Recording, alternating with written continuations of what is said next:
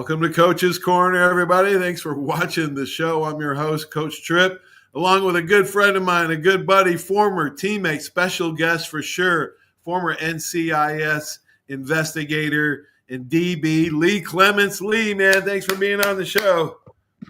Man, it's great to be here, Paul. Tripp, I got to tell you, man, what an honor to be on your show. I love what you're doing. I love the show. As a guy who wanted to be a radio disc jockey my whole life, you've been living the dream all these years, and how you're doing it is just amazing. So it's good. I'm glad. What an honor to be on your show, Lee. We got so much to talk about, man. We're gonna have a blast. And number one, I want to start out with saying how proud I am of you, man. You know, being an NCIS investigator all those years, really serving our country and serving the good of the community and the people, and your podcast that you started 3-4 years ago, NCIS Reports from the Field, is outstanding.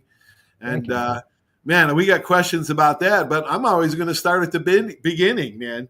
Talk about your mom and your dad, Miss Ruth and James, and you had 3 brothers and a sister. Talk about your family growing up in Birmingham, right? Yeah, absolutely. Well, I was born in Florida, and my dad, we moved to Birmingham very early on. I was very blessed to have the family I did. My dad was just a normal guy, a salesman, go out there and work every day. And my mom worked at Sears. I think she retired from Sears. But we were an athletic family. My brothers, obviously, Mike was a scholarship player there at the University of Alabama. Played there a couple of national championships.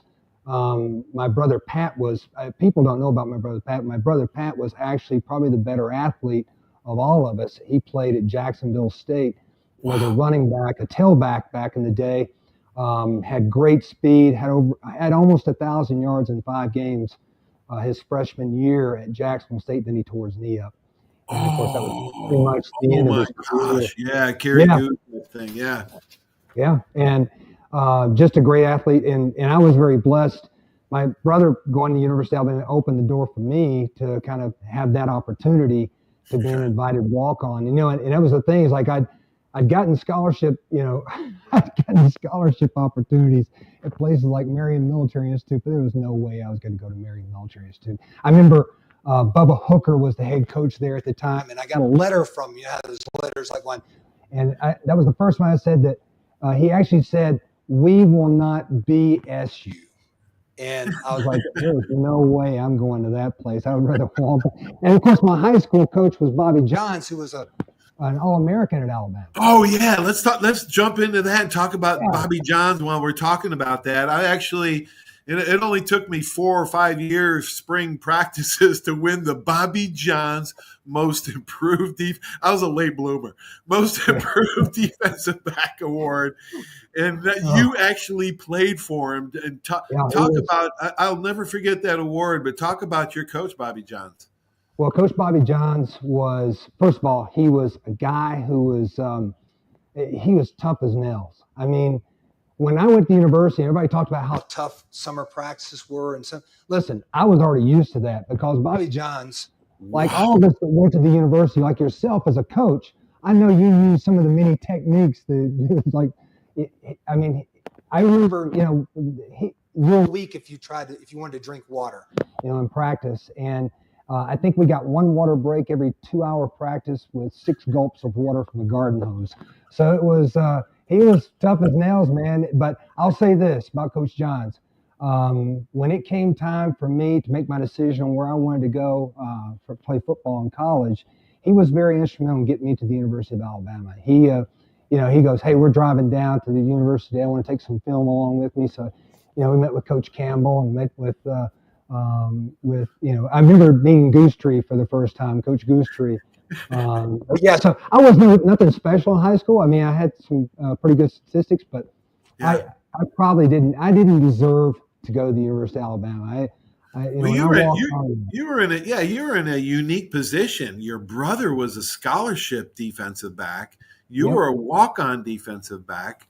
So did you ever talk about Mike? I mean, I didn't, there were some, how it is with walk-ons, right? We only get one chance when the scholarship guys get 4 or 5 chances at the same thing. But man, Yes. how was that? How, I mean, did you have did your older brother realize that? Did you ever talk to him about it? And how did those conversations go? Well, we just had this reunion down there with Coach Campbell's Yeah. defensive backs, and Mike and I drove down from Nashville. I flew into Nashville from Arizona, and I said, I've got to ask Mike, why didn't he talk me out of that was a walk on? I was like, I don't think I ever had a conversation with Mike about what it would mean being a walk on at Alabama. Yeah. He's a great brother. I love my brother, but I mean, he just let me make my own choices, Yeah. and I didn't get any advice from my brothers about where to go and what to do. Had I probably talked to them, I probably wouldn't have gone to Alabama because I didn't know how tough it was going to be being a walk-on. We have all this conversation now about how walk-ons are being cut out of the programs and stuff like this. And what a shame, because guys like yourself, I'll never forget the day that you were offered the scholarship. As a young freshman, I'm sitting there on the field, and we were just at the end of practice, and they announced that you were going to be on scholarship. And what a great day for all of us who were defensive backs and walk-on. Thanks, man. I'm so glad. Man, I'm so glad that I could be a little bit of help to you guys. I got so much help from the upperclassmen, the walk-ons from Billy Brown to Roy Rumley and those guys. Even Preston Gothard and I. Preston Gothard was a walk-on. Yes, it sure was. Yeah, it was brutally hard, man. I remember, as a freshman walk-on in your scout team, right? You're going up against the first team. And there was moments that you remember that you'll never forget. You forget all the practices and hard work and all the weightlifting and running, all that stuff. But there are moments that you remember. And I remember Coach Donahue calling us over there, and we had to go up against stand 10 yards apart, okay? 10 yards apart from EJ Jr. and Byron Braggs, and go straight at them full speed as hard as you could. And there was no juking or any of that. It wasn't like you had a football in your hands and you're running, gosh, man, it was brutally hard. And I'm thankful for my high school coach too, Lee. George O'Leary was my high school coach. Without him, I would have never made it, through those practices. All right. So in one of the practices, and later on in your career, I want you to tell the story, because I want to start out with this story because I think it was hilarious. I don't know why. It's probably funny now, but it wasn't at the time. That you got hurt, doing your deed, man, serving our country. I don't even know how you're so humble, Lee. Talk about when you got hurt and how the doctors found an injury in your neck. Tell the whole story. Well, So I'm in Iraq. We were running counterintelligence operations there from the Green Zone, and we were on a mission to go out to the airport, the Baghdad airport, which is where we had a lot of military personnel there, and we were debriefing, I think, one of the generals. On the way out there, our convoy, we would do things like if there was traffic, it was a traffic jam, Iraqi local nationals driving their vehicles, we would traverse to the other side of the highway and then traverse back when it was clear. And we were our unit that was protecting us was the Massachusetts National Guard. I never forget that. And they were a good bunch of people. And so we were heading out to the airport that day, and we traversed. And on the traverse back, our truck commander, as they call him, called the movement, and the guy behind us didn't hear us. So he hit us at about 85 miles an hour. So we had a rear gunner that got injured, and myself, I got injured because I wasn't buckled in because I had all my gear on and got thrown into the front of the vehicle. I said, when I got out of the vehicle, I said, I'm okay. I got walking around just a little sore in the back, but the pain continued. I completed my mission there in Iraq, and when I flew back, one of the first things they had to get an MRI, and they discovered So the doctor is sitting there and he goes, you've got a fractured back. Your lower back is fractured, but you're also it's exacerbated an injury in your neck that's been there for years. And immediately, I said, I know exactly when that happened too. That happened. Ricky Moore, he was about 240 pounds, 6 foot, about 240 pounds. He was a monster. Yeah. He came. I was playing free safety that day. This is 1983. So he's playing free. I'm playing free safety that day. He comes through. It's like when the hole just opened up, and there he was. It's me and him. And I go, and when you're that age, all you can think of, I'm going to kill him.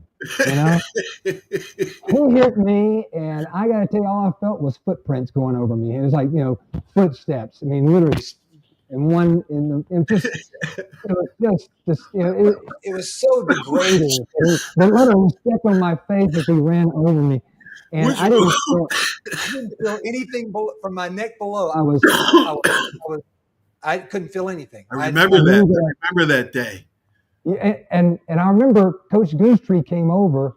I'll never forget this, being a walk-on. Coach Goosetree came over. And all of a sudden, in the side of the air, something about Paul Caruth getting injured over here, and he just gets up and leaves. And all I got there is Larry Strain and, some other walk-ons drag you off the field. They just dragged me off the field. And but I'll say this: 4 plays later, I was back in there. Oh my God, Lee! Lee, man, every time you got hit, you got a stinger, right? Every time you got hit. It's like, you just got to shake it off, right? Well, I go back in there, and now it's like one of those deals where they're running an option, and as a free safety, you're doing in-out cut, protection. I am one-on-one with Ricky Moore again, and this time I learned my lesson. I cut him right at the knees, and boy, the coaches just jumped all over me. What are you doing? Cutting him, get out of it, get off the field. It's like that's one of those moments where, as a walk-on, you any moment that you can try to get that attention, you try for it. But but that was negative attention, and that doesn't do you any good. That throws you down a couple of Yeah, you made a perfect low leg tackle because that's how you have to take on those guys. You did something great. I always tackled low, and for 20 years I taught tackle. They take their outside lower leg out. They can run over you if you hit them up here. Which foot did the damage? You don't remember which foot stepping on you broke your neck. It had to be the right foot. He must have been right-handed because he really dug my helmet into the ground as he ran over me, man. I didn't know that. And after that was kind of the beginning of the end of my career at Alabama as a defensive back, because every time I hit somebody, like you're supposed to, I'd get a stinger, and a bad one, and it just stayed sore all the time. So that was kind of the. Would you tell that doctor? Would you tell that doctor? Did you tell him that story?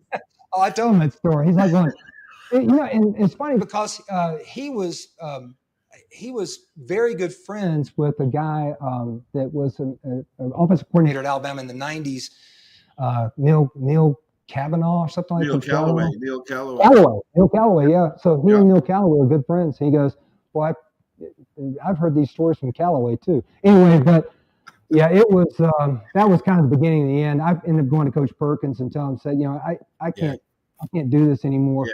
Coach Perkins was great, man. He goes, well, let me do this. I'm gonna give you a job, help you pay for your education. Oh wow, oh good. So he gave me a job, and it was just it's working at the dorm, just checking people off, and being the player's friend, if you will. Yeah, thank goodness I was married by then and out of the dorm, because you probably got me in trouble a few times, or I'd have got you in trouble, one of the two. Well, I was really Preston got there, always showing up with turkeys on Saturday morning. I was only one of them. Okay, so you graduate, man. How did you come about your career of being an NCIS investigator? Who was the impetus? Who? How did you come to that decision? Well, it was interesting. I was in one of my classes over the criminal justice building. there at the university. And one of my good friends was in a master's class. She was a graduate student, Diane Miller. She had interviewed for a job up in Millington, Tennessee, right near Memphis. Uh-huh. And the guy who was the special agent in charge there was a guy named Dave Swindle, who was actually played baseball at Alabama in 1970. Mm-hmm. So I cold called him and said, "Hey, I'm going to be graduating next year. I need a job." And so I've heard about your Naval Investigative Service. Well, what do you guys do? And he goes, "Well, this is before the internet, so you couldn't do any research." And I just, "What do you guys do? You're in the Navy? Are you in the Navy or are you not in the Navy?" And he goes, "Well, we're civilians that work for the Navy." And he was excited that somebody from Alabama would actually be interested in coming to at the time we were Naval Investigative Service, NIS. And so I started doing this. I found old newspapers. I went into the library. What is Naval Investigative Service? Oh, they catch spies. They're part of the Office of Naval Intelligence, and they were until 1966, and then they become Naval Investigative Service, did more criminal work than. Right. So I was excited about it. So I went to Memphis, interviewed. 3 years later, got hired because it took that long to get hired. They were checking my background, they're doing all this stuff. I'm like literally calling and said, "Are you guys going to hire me or not?" And getting hired and going to San Diego, California, my first office. And man, that was a blessing too, because working in San Diego was one of the busiest offices out there. And they put me on the General Crime Squad. And as a young special agent, then I was like, man, my career took off, and it led to 34 years of just one experience after another. So 34? You put 34 in, Lee? Yeah, about 34 years. Almost 34 years. Yep. All right. So your first station in San Diego. How long are the year, and what are the big cases? And you were just learning at that point. So who was your mentor at that point? Well, my mentor, I was very lucky to be. In those days, the Naval Investigative Service, NIS, would have training offices like Norfolk, Virginia, San Diego, California, Jacksonville, Florida, usually big bases where you'd have a lot of naval personnel that they would need enough, special agents to come in. So I was very lucky to have some great mentors. One of my, I rotated in narcotics. So I started being a narcotics agent, but the training agent, the guy who I most wanted to be, was a guy named Jack Robertson. Jack was a legend with NIS. He was kind of the guy that justice was everything to that guy.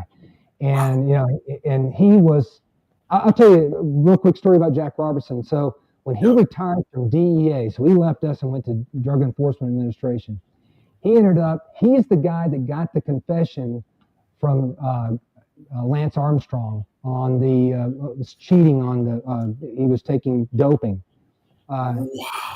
He had two huge cases, that one with Lance Armstrong, and he has this great picture. He has one of Lance Armstrong's yellow jerseys, and basically it was his brother that got the jersey for him. And he said, "My brother is a big fan of yours," blah, blah, blah. This is before Jack had done the investigation. So he gets his shirt and it goes, "Jack, catch me if you can." And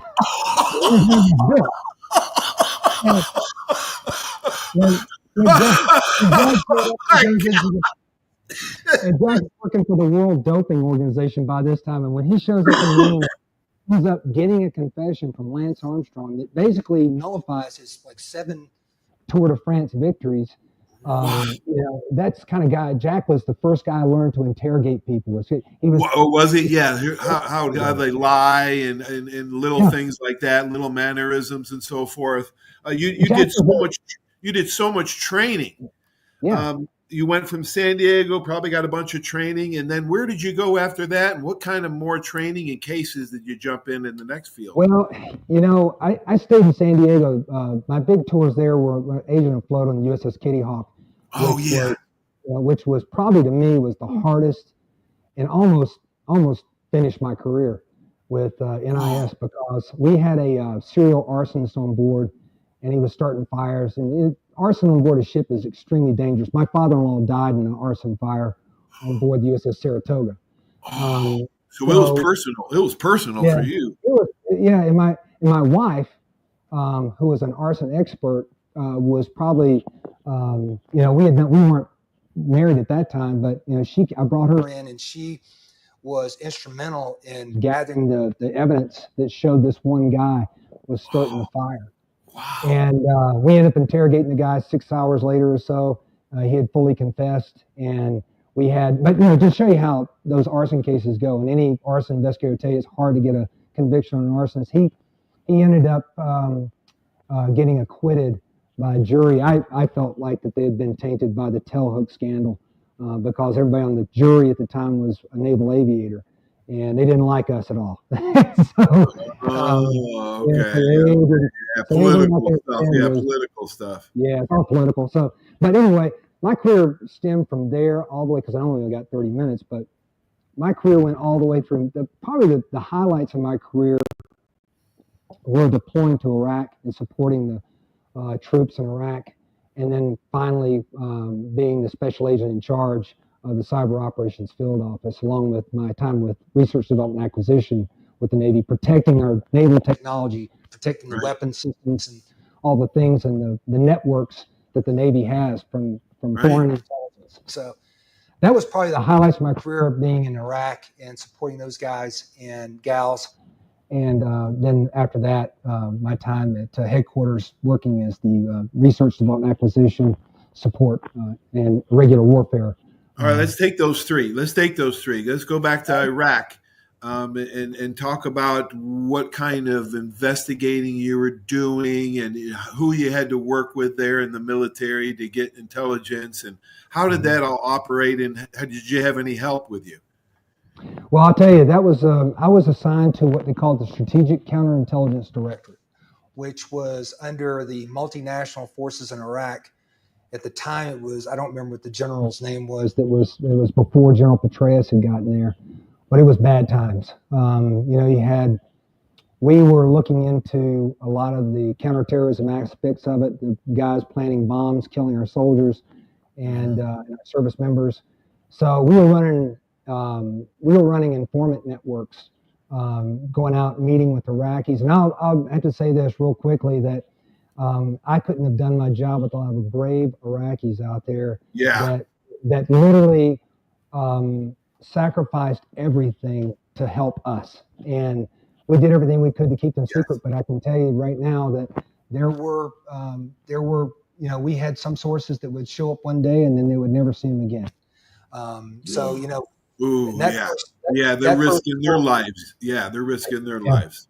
It was extremely, when you scored, something big like, discovering weapon shipments coming in from another country that were being used as IEDs or EFPs on our soldiers. That was a big win. And then allowing it and then sending it guys like the SEAL teams or some kind of special forces unit to action on. So we were behind the scenes. We provided the information to the people that would run it to ground, to go out there. But it was extremely satisfying. A lot of accolades. I had great teams. So my first year, I was an agent working there, doing source work and working those cases. My second year, I was a supervisor, running the Bravo team out of SCID, the Strategic Counterintelligence Directorate.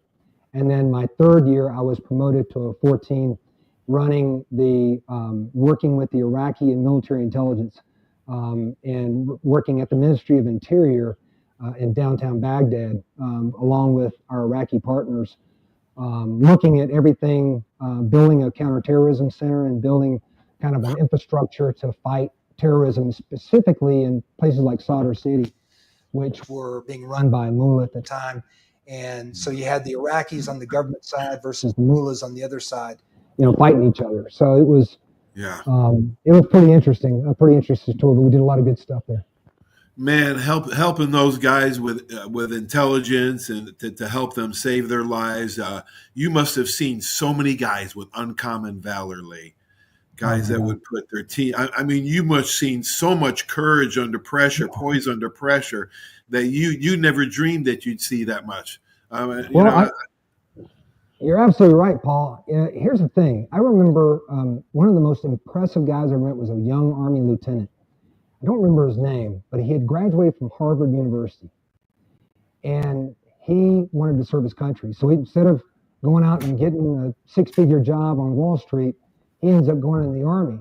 And one of the unique process that he did was he took over a zone of Baghdad. And so what he did was he did a census of that zone. He knew every person that lived there. He knew family connections. I mean, he was an invaluable asset because he went out there and knocked on doors and said, who are you? Do you live here? Who else lives with you? And he literally did like a U.S. census on them. Wow. And so they could go into a zone going, okay, we have these are friendlies and these are not. But what an impressive guy that, and that's the kind of people that we would work with, and that people that would just solve problems. They would see a problem and they would solve it.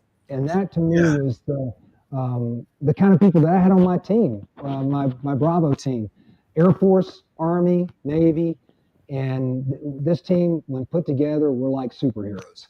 I mean, I had two guys that were awarded that I was very proud to get them the Bronze Star for valor. Yeah. These guys were just, I mean, one guy was like, it reminded me of an old Western where he went out, found this source, and was able to bring in all the neighborhood leaders into like a great peace meeting, like a peace pipe, like, we're gonna have, and this guy stands up. He was the former president of Pepsi Cola there in Iraq, in Baghdad, and he got accused of being terrorist, and they put him in prison. Well, we got him out, and this guy ends up going, hey, he's like the big boss, and he gets all of the neighborhood mullahs together, and they literally, I mean, it went from, because of this young Air Force sergeant's work that was an an OSI, an Office of Special Investigations, Air Force guy. Because of his work, I mean, the war ended in Baghdad. I mean, literally, violence went from 100 to nothing in just 2 weeks. It was the most remarkable thing. Plus, we had General Petraeus had gotten there by that time and had started his kind of work with the neighborhoods. So it went from being a very dangerous place to a place that, we didn't have too many problems. Wow. Holy cow. All about relationships, talking. That's what wars are over. You can't communicate. You can't relationships. Well, that's amazing to me, Lee. That's really interesting. Over there in Iraq, I don't know. I've read a couple books on, some of those guys like Pat Tillman. I read a book on Pat, and of course, American Sniper. I read that book. Matter of fact, talk about having Amanda Popka, who was the lead investigator on that lead. Talk about your podcast with her on catching Chad Littleton. We also want to mention Chad and his family. God rest their soul.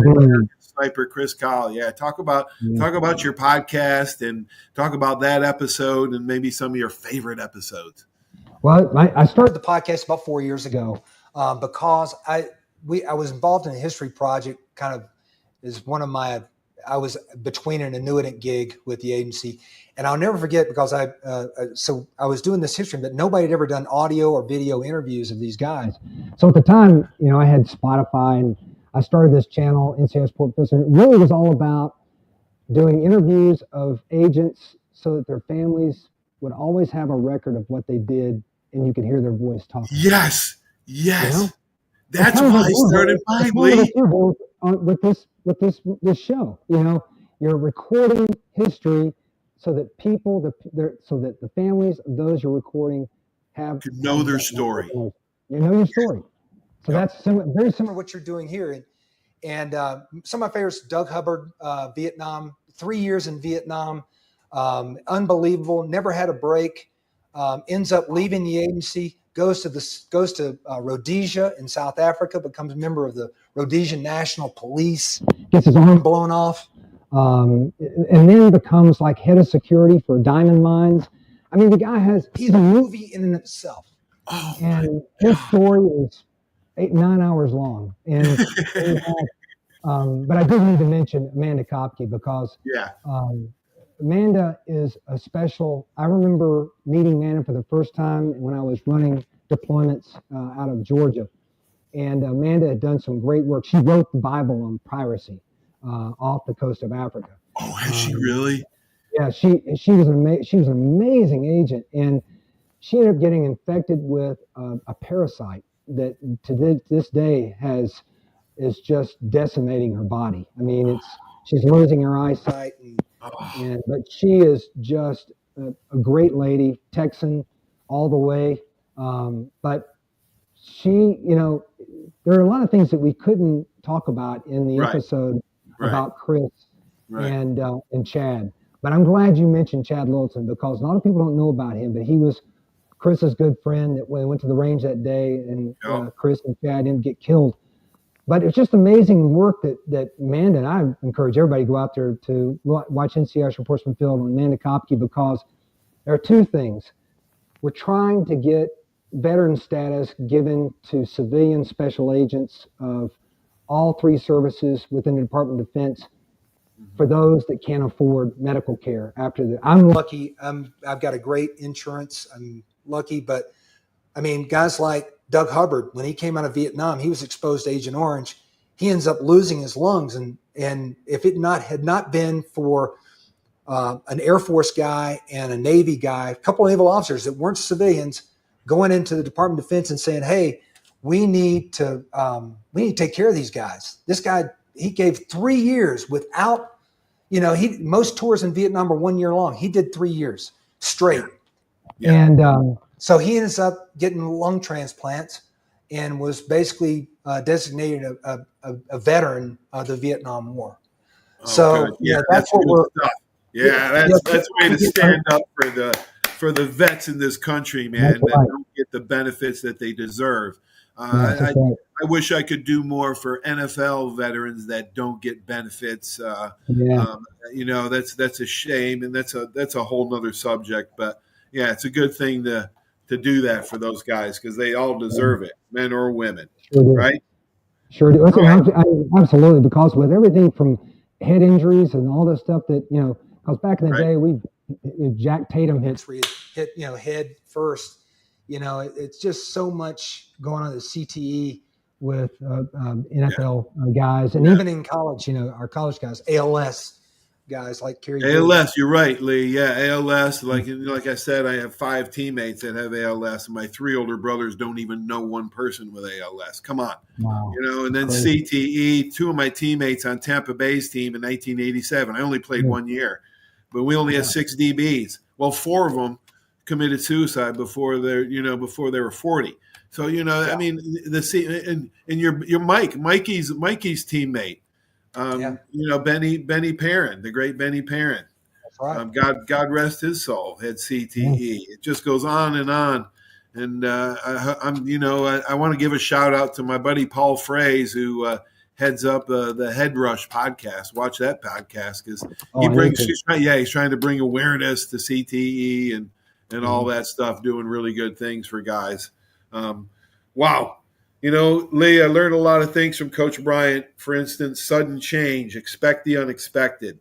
It happens in sports, war, work, life, right? Adapt or die. Relate that to an NCIS investigation, how you must expect the unexpected.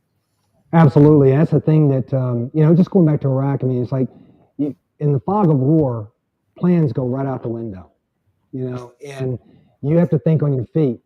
If you're surrounded, how are you going to exit the zone? When you're trying to get to, you're trying to rescue hostages, how are you going to get into this? So, and even when I was doing investigations back in the day, it's like you have to be prepared. Well, you may be focused on one suspect, but then you have that evidence that comes in and says, nope, it's not this guy. Well, now you've got to take a whole new track. And you have to be prepared, expect the unexpected, like interrogations on arson suspects. I mean, it's like, of course, they're going to say they didn't do it at the beginning, but, how are you going to get that guy to start talking about it so at the end, he's proud of what he did? Right. So it reminds me of a great TV show, Homicide Life on the Street, where, he says, I don't think what you can call what I do interrogation. I'm going to go in there and attempt to sell him something that he has absolutely no interest in, and he would never buy. So I always said that when I used to go in interrogations, and I would tell you, I'm going to go in there and sell them an idea that they have absolutely no interest in. But at the end, they'll stand up, shake my hand, and thank me for everything that I did for them. You can thank your dad. You can thank your dad for his sales skills, maybe passed down in the genes for that one. Bingo. I told people, said I learned more from my dad about the amazing sales skills he had when selling, whether it was candy, boxes of paper. The guy, I went on the road. I would go on trips with him in his 1967 Volkswagen Beetle in Alabama. And you know how hot it is in the summertime. And you know how he said, don't leave kids in the car? My dad leave me in the car. You know? I was standing there, and he came out with a bottle of Coca-Cola and it was a Coke. And my dad drove a 1967 Beetle. That's all he drove. My dad, all he drove was Beetles, man. That's right, baby. That's how we learn how to drive on that little, on that shifter. Straight shift. It's funny because I'm always amazed that people can't drive straight shift today, because my brother Pat took me out in the Beetle, and that's where I learned how to drive, was on my '67 Volkswagen Beetle. Good time. All right, Lee, let's jump over to, and I want to know how the heck you could get into computers and cyber security after we had to go to the computer room in college just to type into the word processor. How did you get in? How did you get into cybersecurity? And is that our most? Is that our biggest threat to this country? Cyber. Well, I certainly think AI is something that we need to pay attention to. Yeah. There are good things that AI does, like with Carrie's voice. Right. But also there are things that creep me out about AI and where it's going to, and I'm hoping there are controls on there. And when I was the special agent in charge of the cyber operations field office, who worked with Navy, I think it's 10th Fleet that we work with, and they do cyber warfare. I always used to blow my mind because I had no business being the special agent in charge of cyber. I barely can work a computer, but they put me in there because the morale was low, and they said, "Hey, we need a guy in there and go and motivate them." So I just used the skills that I've always known from my time at Alabama, listening to coaches motivate me to motivate them. So I used those same skills and motivate these guys. They turned to be fantastic players, and some of the work they did just to blow my mind about working against foreign adversaries and protecting our Navy networks from intrusion. Just amazing stuff. Wow, Lee, it's funny how sports like that, your structure, I'm sure, helped you from college, playing college. Every minute is almost structured, but then the toughness, the mental strain, the physical strain, how you have to get along with teammates and be a great teammate.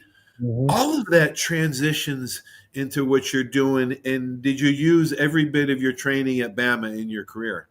Let me tell you something. I've never forgotten, tough times don't last, tough men do, or tough people do, from Coach Miller.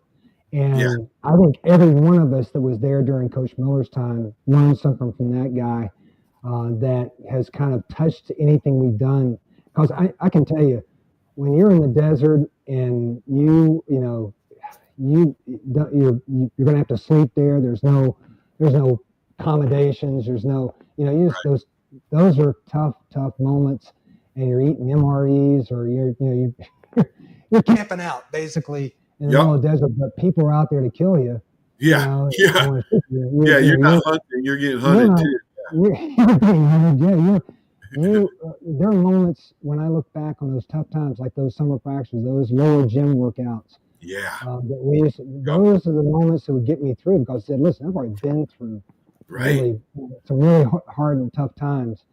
And it was those moments that I would just always reflect on to kind of get me through the day when we'd have those tough moments. So, you have life-changing moments, relationship changes, divorces, all of that stuff Coach Bryant would touch on. Every bit of it, he would touch on. Al Miller was an inspiration to hundreds, if not thousands. Mike White, our teammate, he became a great Navy SEAL, and he would put a picture of Al Miller on his Navy SEAL locker so he could get through training. And he could not, he would never, he could never quit because he couldn't face Coach Miller asking him what happened, Mike, what happened. Hey, Tripp, did he talk about his time as a model in 1992-ish for runners? Not much. Just Hey, I am sitting at my desk in San Diego, flipping through. I've got to order some running shoes. I flip through and goes, that looks like Mike White. Mike he's in movies. Yeah, he did talk about his movies. Yeah, it was some of his movies. Remember, I never forget Mike White running down the hall in freshman hall in like underwear and his camo look and running down screaming, scaring freshmen. And I was just, it's hysterical. So, Bruce Springsteen. Remember? Bruce Springsteen songs out at, what was the name of that bar? It was like the corner that doesn't exist. Solomon's, No. Mikey became Bruce Springsteen's head of security one year. First. Yeah. So we talked about that. I love this show with Mike. I just laughed my ass off. Excuse me. I just laughed my ass off. Mike was such, he was a Navy SEAL. And I remember because I saw him after he became a SEAL. And, he was an offensive lineman. But when I saw him, he was he was the same weight I was. He was like 185. What happened to you? You shrunk, Yeah, Mike's a great guy. Great man. Great American for sure. Oh my God, what a great person, man. And we had such he was a great leader, a great man, a great American, actually. Let's say you started your podcast. Is there like a special guest that somebody that you really want to have on the show? Are you thinking about different subjects to talk about on your podcast? How do you keep your content going 4 years? Well, we have a retired agent's website, so I go on there, find the people. The next guy I really am looking forward to, and I haven't scheduled it yet, but a guy named Pete Hughes, who was probably the most successful cold case agent we ever had, and he has brought justice to so many families out there. But Pete he was a police officer in Charlotte, North Carolina, became an agent with us with NCIS, and just a great guy. And but there are a lot of. There's so many that I really like, and I really enjoy talking to the old guys because they came during a time when there was no there was no rights waiver. You have the right to remain silent, or remain or you want lawyers. The guys that came up before those periods, they have crazy stories. My one with Roy Mosteller, who is a World War II veteran, joins ONI back in like 1951, tells stories of breaking and entering and putting microphones up in, heat grates. And, he said, that's just what we did back. They used to give us, they'll never admit to this, but they gave them these lock picking sets, but they never admit they had those lock picking sets. Right. And they were not allowed to identify themselves as special agents of the Office of Naval Intelligence. They had to, for instance, that guy's a baby, and they said, well, what does your father do? What does the father do? Oh, he's a research analyst for the Department of Navy. Research analyst. I would love that. I said, what are you researching? And they would always say, anything they want us to. Oh my God. The old guys, the World War II, the Korean War, the Vietnam guys. Yeah, they got the best stories. Base story, yeah, and it's all about stories to keep the content moving, Right, and it's all about courage, and the courage makes great stories, and that's why I think every generation gets a little softer. What was your most satisfying case, and which one got away? Yeah, I'll go with the got away first, and that's easy.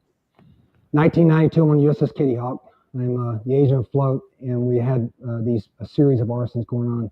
And the individual, and I won't name him, the individual who was starting the fires, we ended up catching him. It took us forever. 27 arson fires later, we ended up catching him, and he caught himself because we were interviewing. We must have interviewed 300 people, and go through those interviews, and we had a crime scene team, and we were trying to match evidence to statements, and this guy ended up basically showing up, and as soon as they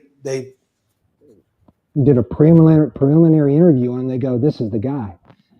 And because he was in this crime scene, he was interested in the crime scene. Arsonists typically arsonists will show up at the fire scene and offer their expertise because a lot of them want to be volunteer firefighters. Oh, he was a volunteer firefighter.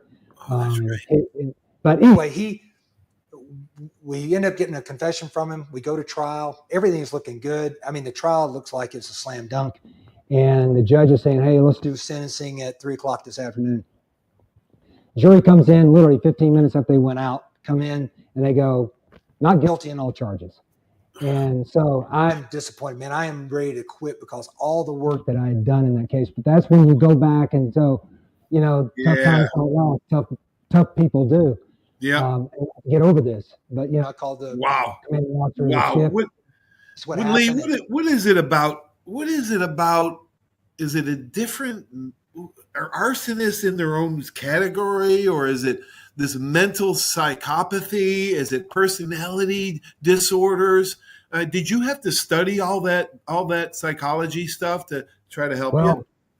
I was very lucky because the USS Enterprise had an arsonist on their ship. So we modeled a lot of stuff that we did on our investigation after what they had done on the Enterprise. So I reached out to the agents on the Enterprise and said, "Hey, what were you looking for?"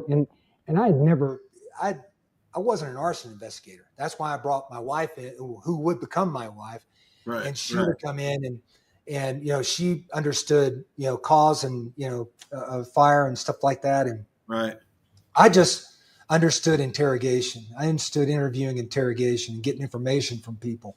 Right. And once we had the guy, myself and Dave Kurt, another agent, sat down with the room, and this guy is like, beginning is like, he's crying, tears flowing out of his eyes. I didn't do it. I didn't do it. I didn't do it. By the end of it, he makes statements and said that, fire giveth and fire taketh away. And, I love fire because fire relieves my stress. This guy was a nobody, but his brother was a first-class petty officer in the radio. He was a radioman and had been kicked out of the Navy for use of methamphetamine. And so he was very upset, and that was his motive for starting these fires. And the way he did it was he was literally taking like aluminum foil, taking dry chlorine powder and mixing JP5 jet fuel and kind of putting a few liquid drops on there, wadding up the thing and throwing it into a room. And about 30 seconds later, that thing ignites like a bomb, just explodes. So but his last fire, the one he got caught on, he actually started with the Bic lighter. Oh my gosh. I'll never forget, after we interrogated him, and he was very proud of what he had done. He had gotten justice for his brother because his brother kicked out of the Navy, and these fires. Now remember, fire can be decimating a ship. The USS Bonhomme Richard, just a few years ago, was burnt literally to the ground. I mean, they had to they decommissioned the ship, and now it's you're probably shaving with razor blades out of the Bonhomme Richard now because it's cut off. And but anyway, this guy ends up getting acquitted. We were just couldn't figure out. The CEO of the Kitty Hawk was really pissed. He was like, he wanted to fire somebody at the legal office. Anyway, the guy goes back to Alaska, and I'm doing a drug case out in El Centro, California with ATF at the time. And I'm watching CNN one morning, and they're talking about fires being started in this little small town in Alaska, and that they can't figure it out. It's wildfires and it's house fires. And it was that guy's town. Oh my God. Now he was working at the fire department. I called headquarters. Headquarters called the chief of police out there at that town and put us together. I told him everything I'd done on this case. This guy's Right. ends up getting convicted for arson in this little Alaska town. So it worked. Wow. Justice was finally finally caught up, but it's slow and grinding sometimes, and politics can get in the But way, and you asked about most lucidity satisfying value. If he did it once, he's going to do it again. Yeah. Right. Those. Yeah. And that's the thing I learned very quickly in the case. You can't try a case. You can only gather the facts on the case. Right. My most satisfying case was the one I got nominated Agent of the Year on. Was a guy who was so we have ships that map the ocean floor, and they constantly do that because the ocean floor changes constantly, earthquakes, things like this. And this ship called in saying, we are having a problem. Somebody is shutting our computers off while we're doing this mapping. We don't know if it's mechanical. Then they came into port, did their work on it, and they found that it wasn't mechanical, that somebody was actually flipping switches off. Wow. So interviewed a bunch of people on the ship who had the motive to do this. Couldn't find anybody with motive, but finally found this one individual who just seemed like he just wasn't happy with being in the Navy. And he ends up admitting that he was the guy flipping the switches on and off, turning the switches off. And when asked, well, why'd you do this? He goes, well, he goes, I really don't know. It was just kind of the thing that I said, wonder what happens when I do this. Click, and everything goes off. Turns everything off. Because he had great accommodation. This guy's a submariner. He's been on a submarine. They go underwater for 3 months. They don't see daylight. So, he's on the ship now. He's got a queen size bed and a stateroom. He's one of the, it's a civilian run ship. Oh my God. Anyway, it saved the government about $350,000 that we were able to identify, because it could have been millions of dollars worth of loss to the taxpayers on that. So that was the most satisfying case. When they go to trial, is their sentences tougher because they're in the military and can do more damage, or is it because their judges are different, or how does the justice work in that case when you get these psychosis and these crazy people committing crimes? Well, usually when you have people who are psychos and crazy people, they've got an advantage with the Uniform Code of Military Justice, which is what the military operates under, because of how the juries are selected. It's different from, it's different. It's supposed to be a jury of your peers, but in the military, it's a jury of, officers and enlisted that are selected from a pool. And just depends on who you get. But it's been mostly fair, but I mean, there've been times when I felt like, we have a serial killer or something like this. I had a guy on the Kitty Hawk, serial killer, who was killing prostitutes in San Diego. So we ended up deciding not to go with the military court because we felt like if he brings a doctor in there and we don't bring a doctor to refute psychologist information, that we may lose this case. Right. So we prosecuted him out in town. He's still in prison in California. Yeah. But I'll say this. Yeah, Uniform Code of Military Justice is probably the toughest of all the courts to go through because, when I testified in state court or federal court, it was different. I could be viewed as an expert in anything as long as I had that background within 5 minutes. With the military, it might take a day to go through all my bona fides to show that I'm an expert in whatever. I see. Marijuana, use or whatever. Yeah. Right. So I see. Different, but it was the military court martial. Our present day, like for instance, the Miranda rights are based on the Article 32B rights that are given to every military member when they come in to talk to one of us. So it's based on that, and it's not much different, but it's a little bit harder. But you know what? In the same time, I look back on it after 34 years. Most of it was done very fairly. So it worked out. I bet, man. Thanks for all you do, Lee. I think my son's going over to see soon here. Did you tell me you liked Italy so much you bought a piece of property over there? We haven't bought yet. Yet is the operative word. Yeah, yet. We have 20 properties that we're looking at in Umbria, which is northeast of Rome.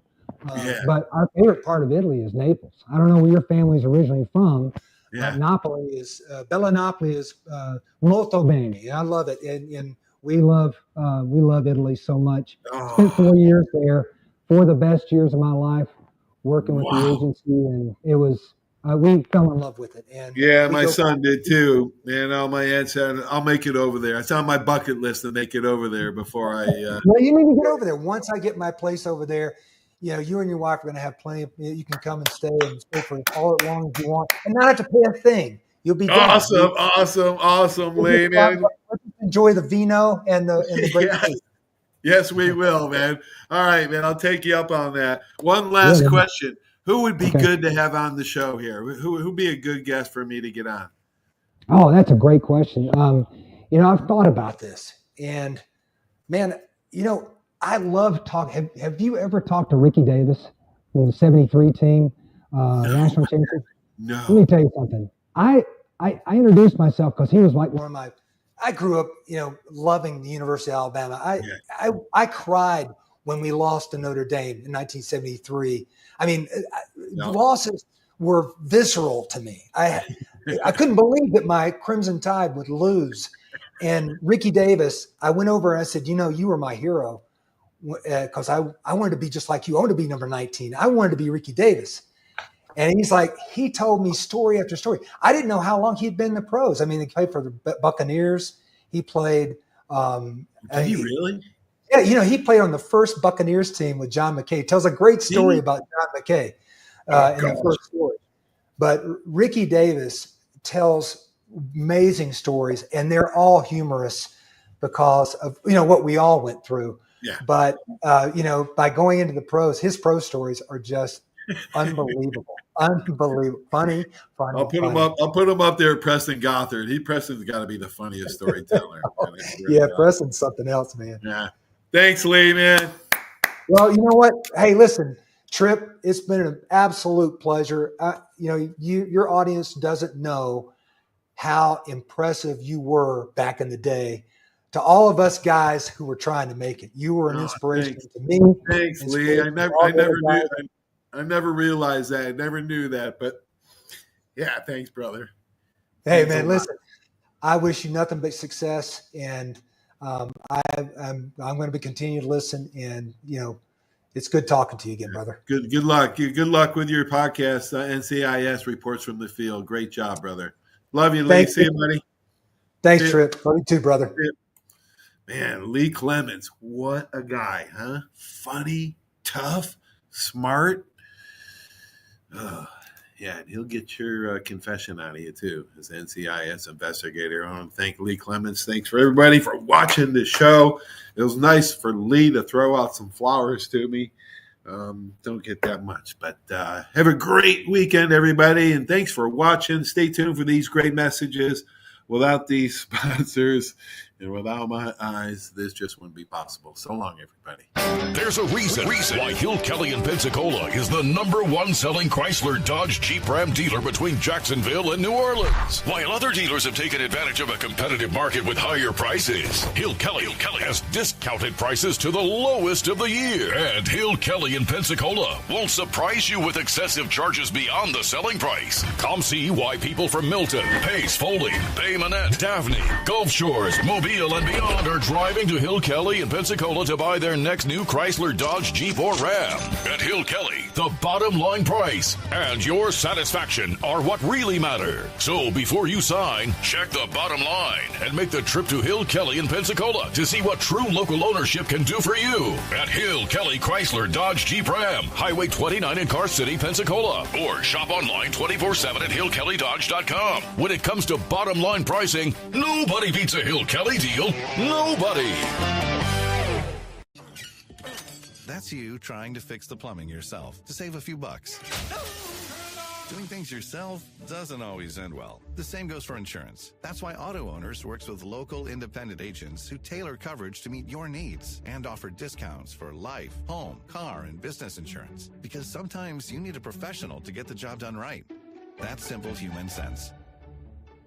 75 years of service in high tech today. It's Pensacola Glass Company at 433-8348. High tech is a term often applied to advanced services and products in today's marketplace. And today, glass is much more than a simple painted brittle, see-through stuff we hit baseballs through when we were kids. Glass is now a product with unique flexibility in both performance and application. And Pensacola Glass Company is growing right along. That's Pensacola Glass Company at 433-8348. Are you riding around in a filthy vehicle? Dirty car no more. Visit Ronnie's Car Wash today to get it shining in no time. They have 3 convenient locations with another coming soon. The unlimited monthly wash packages start as low as $14.95 per month with free vacuums, multi-purpose spray and towels. Visit them in Gulf Breeze, Navarre, Fort Walton, and soon Crestview. Don't wait, wash today.